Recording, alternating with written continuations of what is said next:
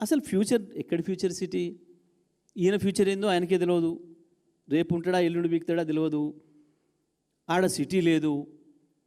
లేని future city నుంచి కట్టని అమరావతికి కూడా గ్రీన్ఫీల్డ్ హైవే అట, మళ్ళీ దాని పక్కన ఇంకో రైలు అంట. మరి ఒక దాంట్లో గురువు గారు, ఒక దాంట్లో శిష్యుడు ఎక్కుతాడా? మరి పోయేటప్పుడు రైల్లో పోయి వచ్చేటప్పుడు రోడ్లో వస్తారా ఇద్దరు గురు శిష్యులు హైదరాబాద్ అమరావతికి ట్రిపుల్ వేయడానికి? దేని కొరకు? ఏంది ఇదంతా కూడా? ఇవన్నీ ఏం తెలియజేస్తూ ఉన్నాయి? కేవలం రియల్ ఎస్టేట్ దందా కొరకు తను, తన తాబేదారులు, తన బంధుమిత్రులు కొన్న వేలాది ఎకరాలకు ఏదో ధరలు పెంచుకోవడానికి, డబ్బులు సంపాదించుకోవడానికి ఉపయోగపడతాయన్న ఒక దుర్మార్గమైన ఆలోచన తప్ప ఎక్కడ కూడా ప్రజల కోణం లేదు, ప్రజల అవసరాలు లేవు, దీంట్లో ప్రజల డిమాండ్ లేదు.